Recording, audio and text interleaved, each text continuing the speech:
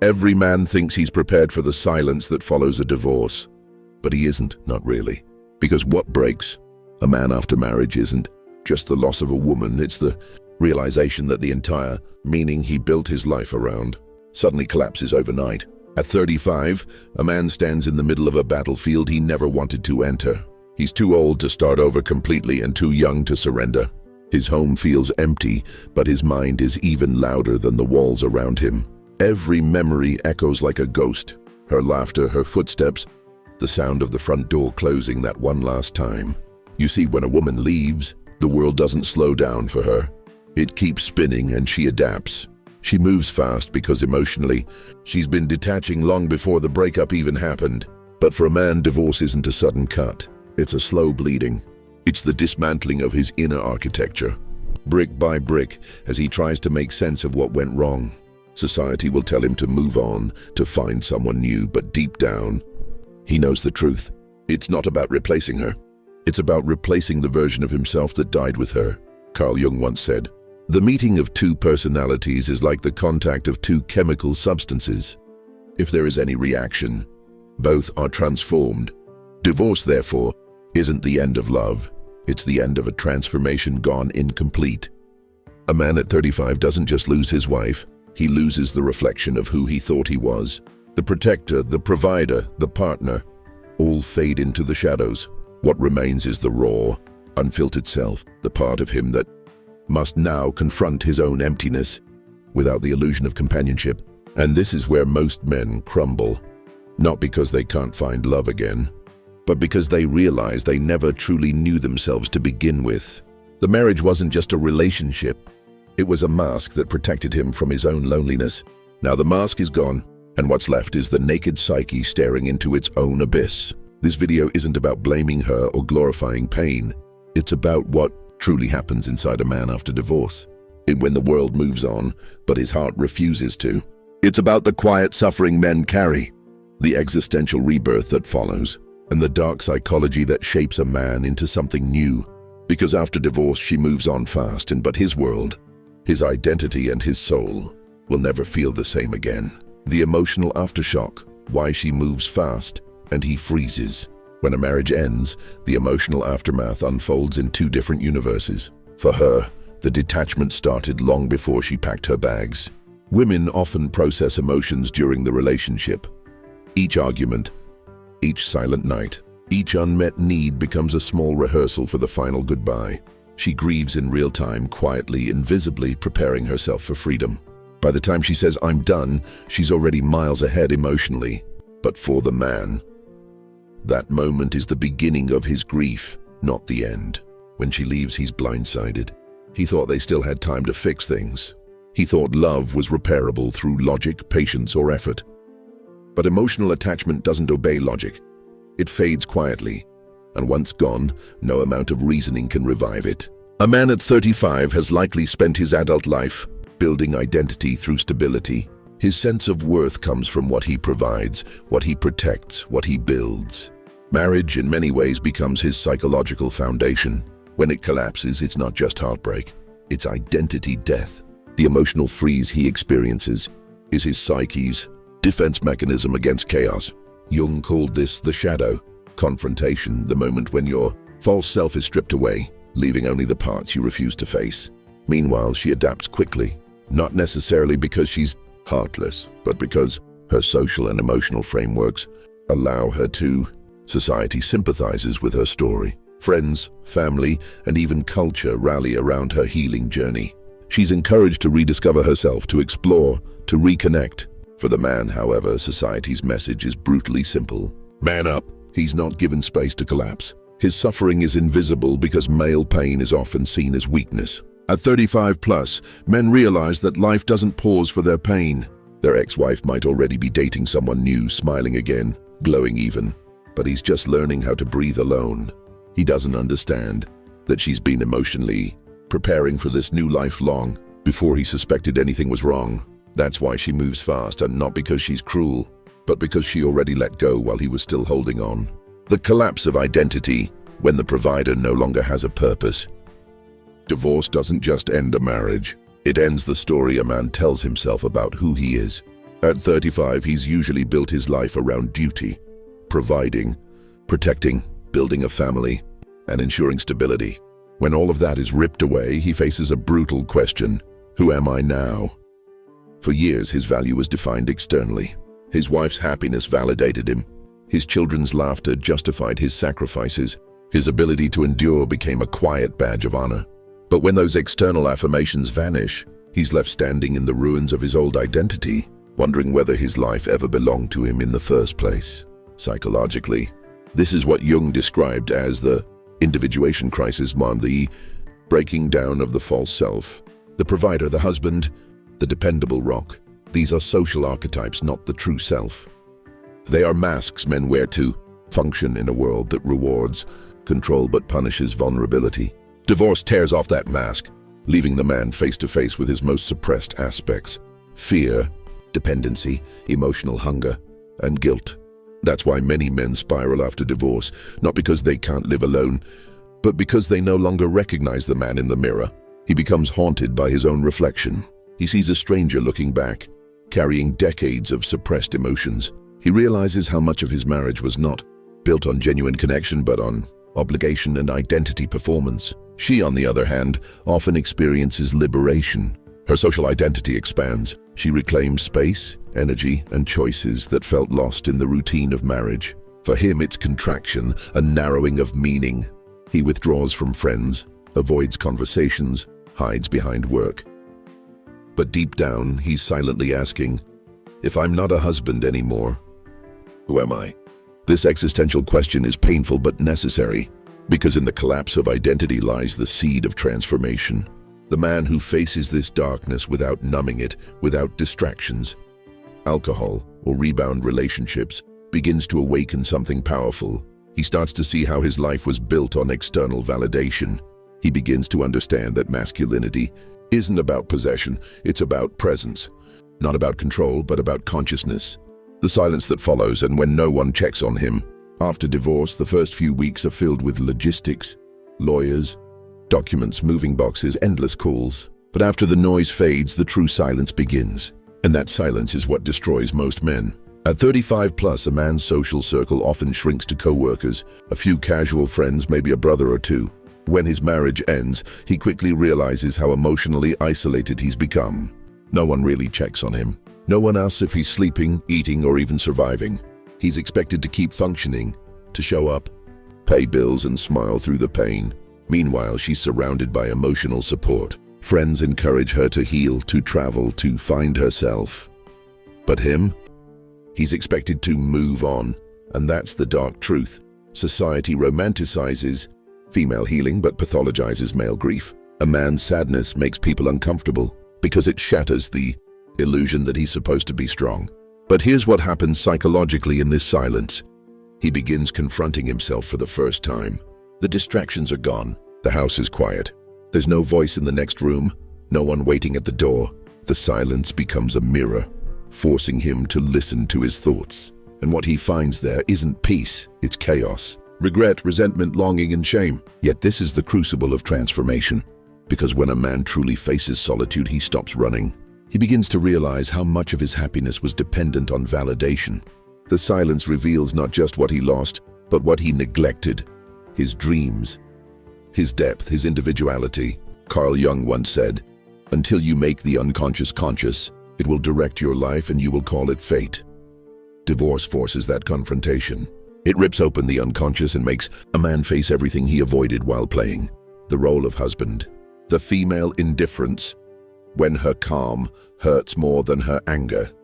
When a man looks back after the divorce, the memory that hurts the most isn't her leaving, it's how calmly she left. No tears, no rage, no dramatic breakdowns, just silence, indifference.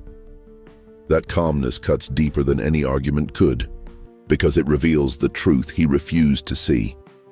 She was already gone long before she physically left. In the male psyche, anger feels like connection. If she's angry, it means she still cares. But when she becomes emotionally neutral, that's when the reality hits. She no longer feels anything. And for a man at 35 plus, who built years of life around being her protector, that emotional absence feels like annihilation. Jung taught that what we repress in others is often what we cannot face in ourselves. The woman's indifference mirrors the man's own emotional neglect in all the times he was physically present but emotionally absent. Her detachment forces him to confront a hidden truth. He thought love was sustained by duty, but she needed presence. He gave consistency but not connection, stability but not soul. And when her love finally ran out, it didn't explode, it evaporated. This indifference also triggers something primitive in men, the psychological fear of being replaceable. She moves on, posts new pictures, maybe starts dating again, and he's left thinking, how can she be okay while I'm falling apart? But what he doesn't understand is that her emotional detachment wasn't instant. It was slow erosion, one disappointment, one unmet need, one ignored feeling at a time. Her calmness is not cruelty. It's the byproduct of emotional closure. She already mourned the relationship while it was still alive, while he still believed everything was fixable. That's why her moving on looks fast. It's simply visible now. But her internal detachment happened long ago. For men, this realization is devastating. It's not just the loss of love. It's the collapse of the illusion that love was mutual in depth. He realizes that while he was investing effort, she was quietly withdrawing energy. That psychological gap between intention and emotion breaks him. The masculine void, when desire loses meaning. After the dust settles, after the legal papers are signed, and the house keys exchanged, a strange emptiness takes over a man's life. It's not just loneliness, it's a void. The masculine void is what happens when a man loses the purpose that once gave his suffering meaning. At 35 plus, he's no longer chasing youthful dreams or validation. He's been through the grind. He's tasted success and disappointment. But now he's left with one terrifying question: what's next? In marriage, even in its dysfunction, there was rhythm, someone to come home to, a structure that shaped his days. Now the structure is gone. The silence of his home becomes unbearable, not because it's quiet, but because it reflects how meaningless his routines have become. Many men in this phase chase distractions, casual relationships, parties, dating apps. They're not searching for love. They're running from emptiness. Every new face is an attempt to escape the void. But as Jung would say, what you resist persists. The more he runs from solitude, the deeper it consumes him. This void is the psychological initiation most men were never prepared for. It's not depression, it's awakening. The ego that was built around being a husband, a provider, a partner, is now stripped naked. There's nothing left to hide behind. This is the point where some men lose themselves completely, numbing the pain with addictions, distractions, or rage. But the rare few begin to awaken. They stop chasing. They stop explaining. They stop trying to replace her. And in that stillness, something shifts, rebuilding the man, integrating the shadow. Every divorce leaves behind two men, the one who was destroyed and the one who is yet to be born. The transition between them is where true transformation happens. But it's not clean. It's chaotic, dark, and brutally honest. At 35 plus, a man realizes that healing isn't about moving on. It's about integration. Because beneath the pain lies his shadow, the repressed, denied aspects of himself that he refused to face during marriage. His insecurity, pride, need for control, fear of rejection, all of it buried beneath the role of the strong man. Divorce forces the shadow into the light. Suddenly, he can't hide behind the illusion of being the stable one, the rational one, the provider. His emotional wounds scream for recognition. The rejection triggers his childhood scars, the fear of abandonment, the feeling of being unseen, the need to be perfect. Jung said, one does not become enlightened by imagining figures of light, but by making the darkness conscious. This is exactly what happens now.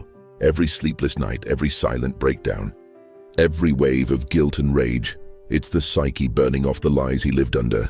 He begins to see patterns, how he chose emotionally unavailable partners because he feared vulnerability, how he worked excessively to avoid emotional intimacy, how he confused being needed with being loved. Every realization feels like a wound reopening. But that's how healing begins, not through denial, but through confrontation. He starts journaling, meditating, maybe seeking therapy, not out of weakness, but out of necessity. He begins talking to his inner voice again, the one he silenced to maintain peace. The man who emerges from this darkness isn't softer. He's clearer. He understands that masculine strength isn't about emotional numbness. It's about emotional control. Slowly, he begins to respect himself again. Not because someone loves him, but because he finally accepts all parts of himself, even the ugly ones. The awakening, when pain becomes purpose. There comes a moment, often quietly, without drama or announcement, when a man finally stops fighting the past. The memories stop replaying in his mind. The urge to check her social media fades. The resentment loses its flavor. It's not that he forgets. It's that he no longer identifies with the pain. He looks back at his own story and realizes that version of him had to die for something greater to emerge. At 35 plus, this awakening doesn't feel like victory. It feels like surrender. Not to her, not to fate, but to truth. The truth that everything he went through wasn't punishment, it was initiation. The collapse of his marriage, the nights of loneliness, the years of self-doubt, all of it was designed to strip him of illusions and reveal his authentic self. Carl Jung called this individuation, the process by which a person becomes whole by integrating both light and shadow, conscious and unconscious. After divorce, a man who truly embraces the journey stops living as a fragment of himself. He begins to see the pattern, his past relationships, his failures, his attachments. All of it pointed toward the same lesson. That love, without self-awareness, is dependency disguised as devotion. He starts to see women differently, not as saviors or destroyers, but as mirrors. Each woman he loved reflected the parts of himself he needed to see, his strength, his insecurity, his ego, his tenderness. And as he understands this, bitterness dissolves. There's no need for revenge, no craving for validation. The woman who moved on fast is no longer the enemy. She's the catalyst. She was the teacher life used to awaken his consciousness. In this new clarity, his relationship with desire changes. He stops chasing connection to avoid loneliness. He starts connecting to expand awareness. He realizes that solitude isn't emptiness, it's sovereignty. It's the state from which he can truly choose, rather than cling. At 35 plus, he becomes dangerous in a different way. Not because he's cold, but because he's calm. His energy no longer leaks through neediness or anger. He speaks less, but with more weight. He doesn't over-explain himself because he's no longer trying to be understood. He understands himself. This is where masculine power takes its real form. Not in muscles or status, but in emotional control. He becomes unshakable because he's already lost everything once and survived. The things that used to trigger him, rejection, indifference, uncertainty, now amuse him because he knows his worth doesn't fluctuate with other people's emotions. The rebirth of the man she'll never meet again. When a woman moves on fast, she rarely looks back, and she shouldn't.